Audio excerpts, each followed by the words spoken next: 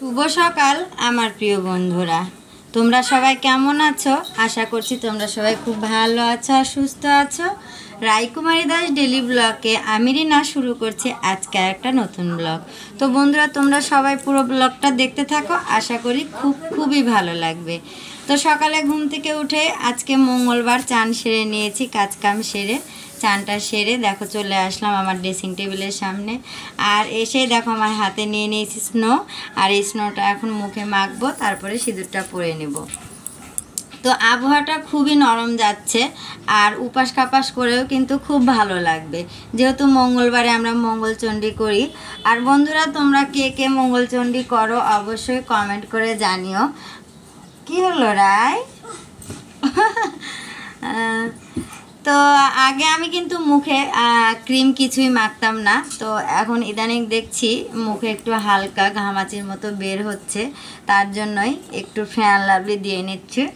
আর fair লাভলিটা দিলে কি হয়, মুখটা একটু খসখসে ভাবটা চলে যায়।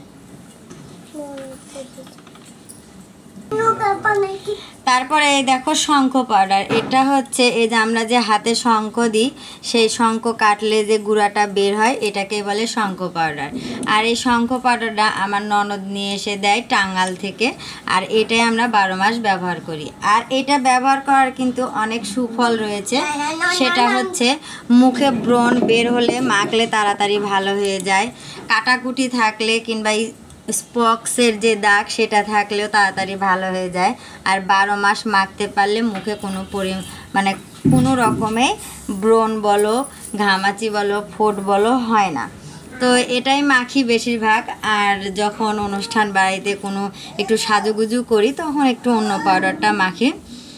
তো দেখো আমার মুখটা ফ্রেশ হয়ে গেল, আর একটু কিন্তু ফর্সা ফর্সাও লাগছে, তাই না? তো এখন আমি সিঁদুরটা পরে নেব।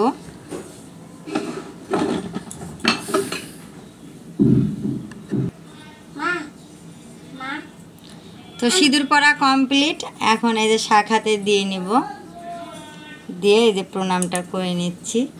আর আমার ভোলানাথকে ওং নমঃ শিবায়, ওং নমঃ শিবায়, হর হর মহাদেব, নমঃ শিবায়। জয় শ্রীরাম, জয় শ্রীরাম, জয় শ্রীরাম, জয় শ্রীকৃষ্ণ, জয় শ্রীকৃষ্ণ।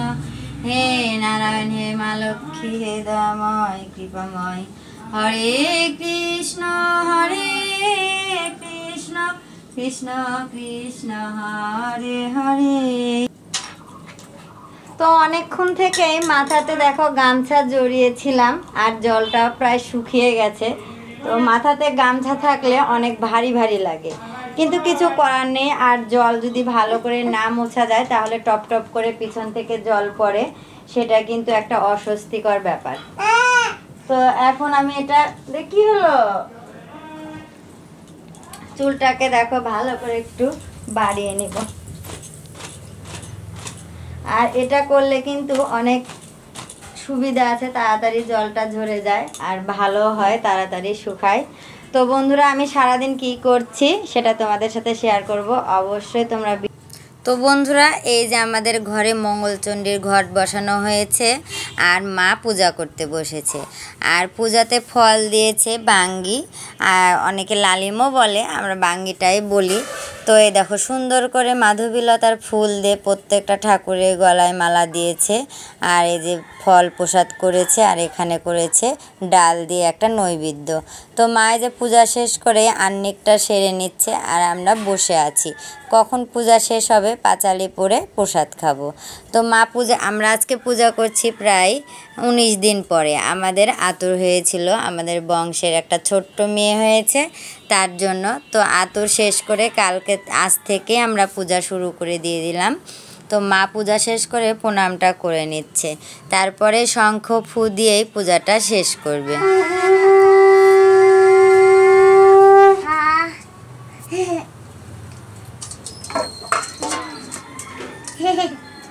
তো পূজা শেষ, পাঁচালি পরে দেখো সিঁদুর পরে নিলাম সবাই। এই দেখো রায়মণিও দিয়েছে সিঁদুর, সবার সিঁদুর পরা কমপ্লিট, এখন আমরা সবাই প্রসাদ খাবো। তো বন্ধুরা, কপালে দেখো এক হারা সিঁদুর নিয়ে রান্নাঘরে চলে এসেছি। আর রান্নাঘরে এসে দেখো কোটা বাছা সব সেরে নিলাম। তো আজকে রান্না বান্না হতে চলেছে সবজি তরকারি, পাঁচ তরকারি বলি আর কি। তো এখন তরকারিটা তুলে দিব।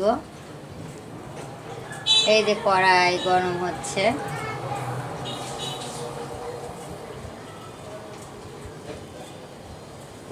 কড়াই এখন তেল দিয়ে দিচ্ছি।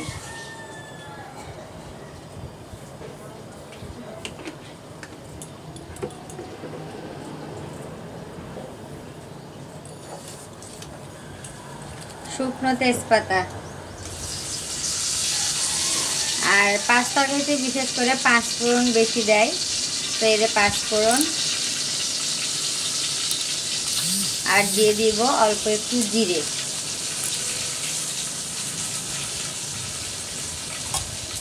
এই যে কেটে রাখা কাঁচামরিচ,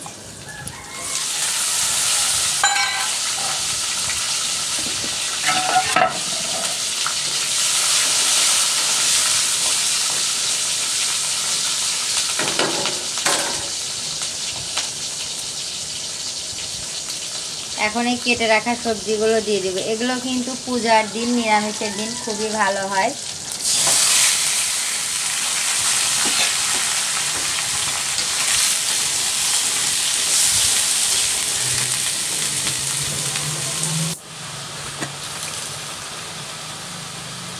একদম পরিমাণ মতো কিন্তু লবণ দিচ্ছি, যতটুকু লাগবে আর কি।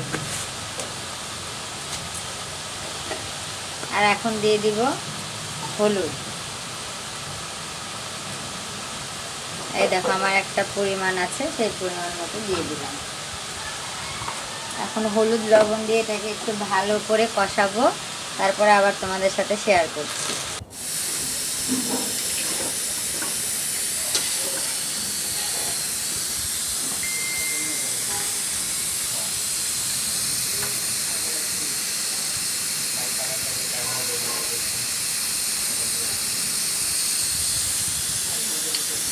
সেই সাথে সেই লবণ কম হয়েছে।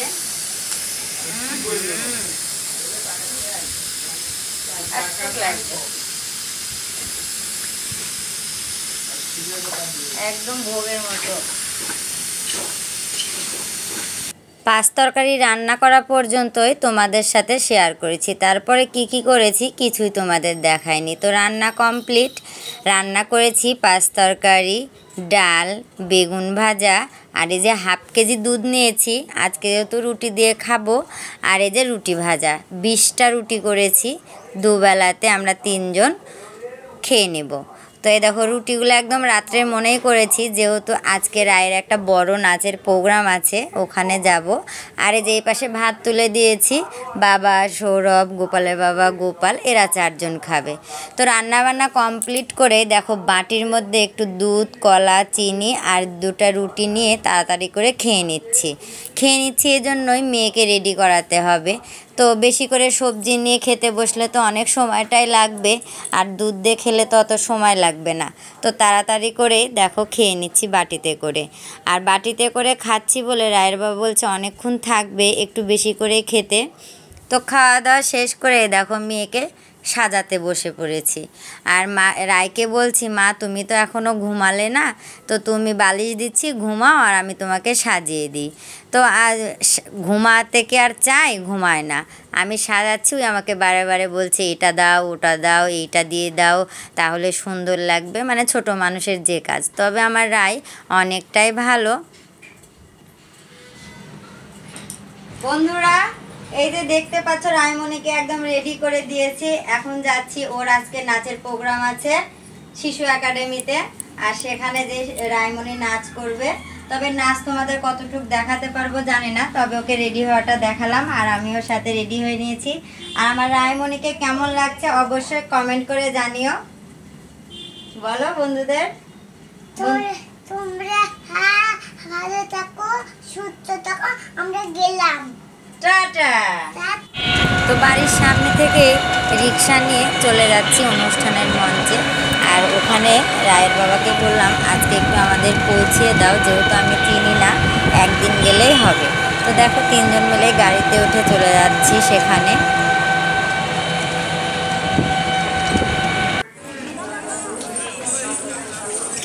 আর এইভাবেই হয়তো আমার মেয়ের মধ্য দিয়ে আমার আশাগুলো পূরণ হয়ে যাবে। তোমরা অবশ্যই আশীর্বাদ করবে আমার রায় যেন অনেক বড় হয় আর অনেক দূরে পৌঁছায়। তো এগুলো শিল্পকলা একাডেমি সব যত ছাত্র স্টুডেন্ট আছে, নৃত্য দিবস আজকে সবাই মিলে, যে গুরুজিরা সবাই বড় বড় গুরুজিরা সবাই মিলে যাচ্ছে একসাথে র্যালি করতে করতে। আর আমরা সবাই গার্জেনরা যার যার মেয়ে ছেলে আছে তাদেরকে ভিডিও করা নিয়ে ব্যস্ত। এই তো আমাদের সারাদিন কাটলো আজকে। তো কেমন লাগলো ভিডিওটা?